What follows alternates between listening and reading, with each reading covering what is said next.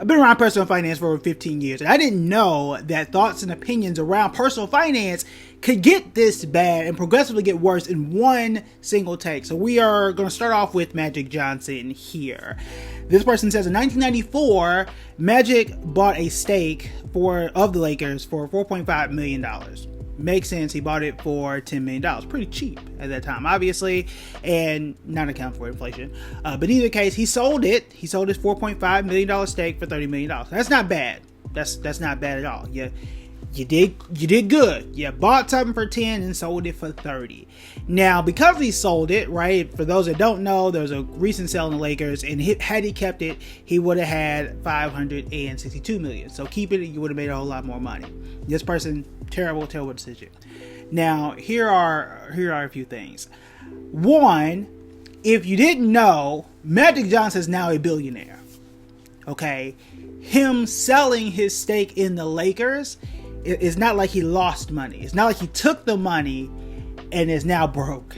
That's number one. But also, Magic Johnson took the sale money, right? The money he made, the profits that he made from that sale. He now has a stake in the Washington Commanders, and that piece is worth over $300 million by itself. Just that one piece. And we know that NFL franchises make a whole bunch of money in and of itself. He also owns an MLS franchise. He also owns a piece of a WNBA franchise. And he also owns a stake in the Dodgers. He was able to sell a piece of the Lakers and diversify his sports portfolio. And because of that sale of the Lakers, not only has he diversified, he's also become a billionaire. That I don't see that as a bad thing.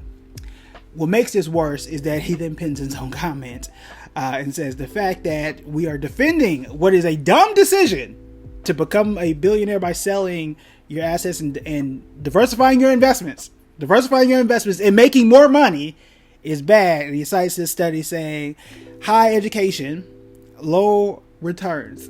Low returns is what Magic Johnson got here. And then cites challenges for African Americans, even though he got a very high return.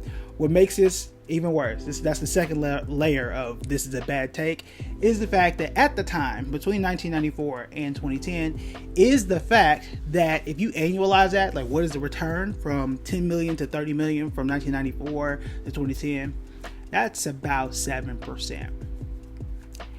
That's worse than the S&P 500 because we're not counting inflation during that time. And that's an asset that wasn't liquid. That means that one could argue that Magic Johnson could have been better off taking that $10 million, putting it in the S&P 500, and making more money after inflation. Because generally speaking, right, you can put that money in, you make 10%. After inflation, you get 7%.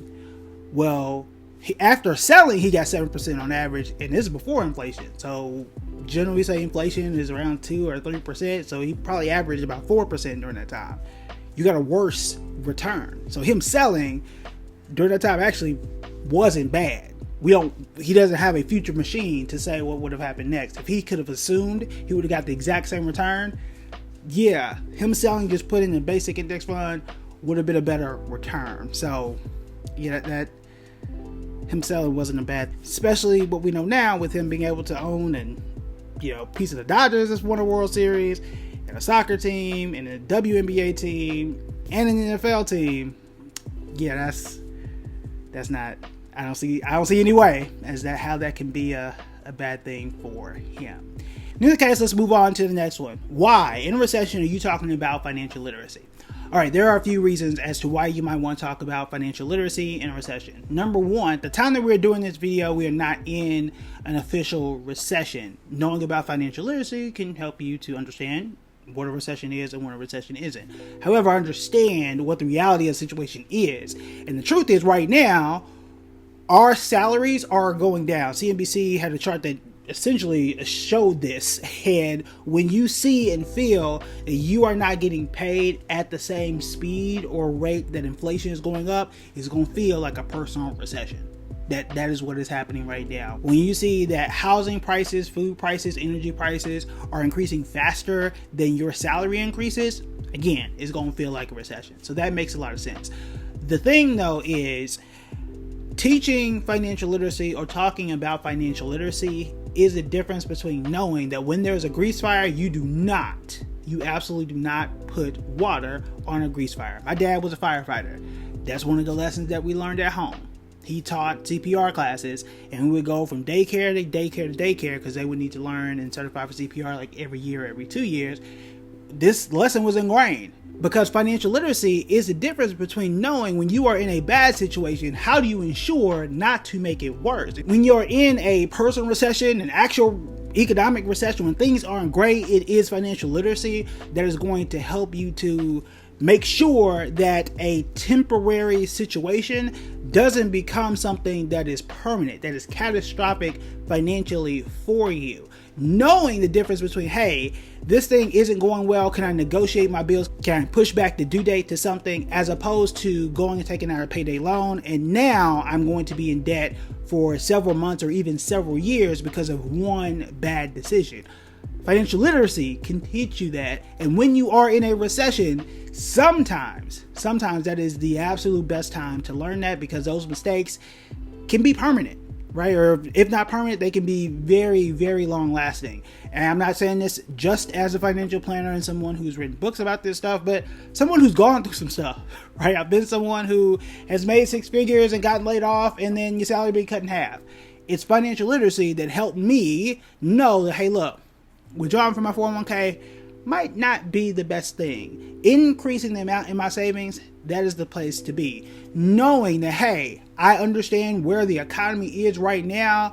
This might not be the time for me to increase my bills and get a brand new car. I might want to stick to the regular car that I have. Or more importantly, perhaps, it was knowing that when I bought my house, knowing that it was going to be a long-term commitment, that when I bought it, I knew that with my wife and I, we decided at the time, we could have gotten something that was way bigger. We said, look, I'm going to buy it based on one of our salaries, so that if something ever happened, we will be able to afford it based on one person's salary. That was financial literacy. Because had something happened, which it did several years later, nothing had to change here, because it's based on one person's salary the entire time. That's financial literacy. So when a recession happened, guess what? It wasn't as stressful as it could have been, and losing the house was nothing that was ever on the table. That is why financial literacy is important in a recession. Now, speaking of recessions, let's move on to the next take. Now, this one I have a lot more empathy for. So there are one question and one comment here. So it says, y'all be dipping out 401ks a little bit. All right. And then one commenter says, I take something every year. My high school principal died a month after retiring. Give me my money now. Now, 2 pieces here. And I would argue the second piece is the one I really want to critique. All right. So one, do you be taking from your 401k? Not something I would suggest. Not something I don't think anybody should be doing. But just like I told you in the previous section, once that savings runs out, it is a thing that people do. I'm not saying that you should, and I'm going to give you some action items that you can do. Number one, if you can beforehand, this is why I've been saying this for well over a year now, right? Stay ready so you got to get ready. I've been saying here, Instagram, set up my email list. You can go to buildingbread.com/news to sign up for that email list. I do a newsletter every 2 weeks where I talk about what I've talked about before, rather, increasing your emergency savings from the 3 to 6 months that everybody talks about. Get that to 8, get that to 12 months if you have to, so that you don't have to reach for the 401k. So that's number one. Having a taxable brokerage account is number 2. When I lost my job, my little 6 month saving wasn't good enough, right? I had to use, and we've talked about this before too, you guys know me from investing on public. I had to sell some of those. Thankfully, didn't have to sell it all because the market grew, but that's a place I could go without having to ever touch my 401k. There you go, right? So that was another buffer I could use. And then, though I don't want to use it, though it's not something I would necessarily go to first, you also have the option of using your Roth accounts, because what you put in, you can take out without penalty. Those are options, right? Options, action items, positivity. I want to give you some solutions as opposed to just yelling at people and critiquing them without, again, giving me solutions. So those are some things you can do. However, the second piece I'm more concerned about, in that I take a little bit out every year. I want to circle the word every here. The piece here that is concerning is if you have to do it every single year, you're really just throwing money away.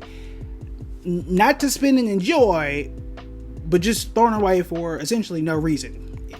You get a 10% penalty. If you're under the age of 59 and a half, you get a 10% penalty from the IRS from withdrawing early. You can avoid that by just putting less in there. I would rather, if that's what you're going to do, I would rather you just not put as much in there so you can just leave the rest and let it grow. You can just do that. I would rather you do that instead of throw 10% of your money extra a year. Don't forget that you are also paying taxes on this, so the money could grow and you pay tax. Like, let's not pay taxes and an extra 10%, because you can put in $100, for example, into the 401k, and then you say, oh, I want to take out $100, and you actually just get 80 back because 10% penalty and then tax on top of that, and I don't know what your tax rate is. So that's not good math for you. So if you need 100 or something of that nature, just why don't you just say, hey, look, actually, I'm just going to put 10 in. I'm just going to keep 90 to myself because I want my money now. That way the 10 can grow. It's not going to be a ton, but at least you get the 90 to enjoy now if that's what you want to do. Why not just do that?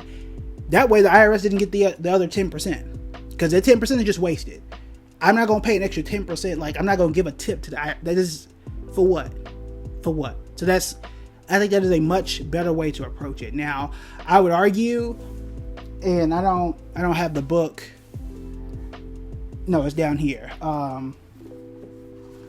So in the book, as I'm knocking stuff over, in the book, Overcoming Financial Trauma, we did a whole interview on it. I'll link to it here about when something happens to somebody else and you experience that or witness that, how that can affect you. And that might be, I'm not a financial therapist, so I can't diagnose anybody, but that appears to be what's happening here. You saw something happen to someone else, your principal retired and instantly died, right? Just a month or two after, or a year after, whatever it was.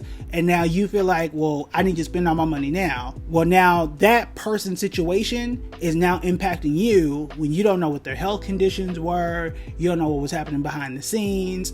There are a lot of things that may not actually be related to. They could have had a health condition that you had no idea what it was. You could save so much and invest so much where you can retire early, where you can retire in your 50s and not have to worry about that. I don't know how old that person was. What they retired in their age and they were far too old and they could have done something earlier.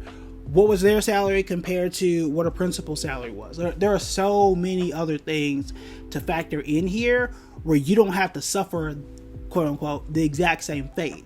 They very well could have had a health condition that they didn't go to a doctor for, that you can just make sure that you're taking regular checkups and make sure that you're healthy to enjoy whatever retirement that you have. Instead, though, because you're not saving for retirement, because you're not investing, you may now be forced to work just as long as they did, if not longer, because you don't have the money to take off of work now.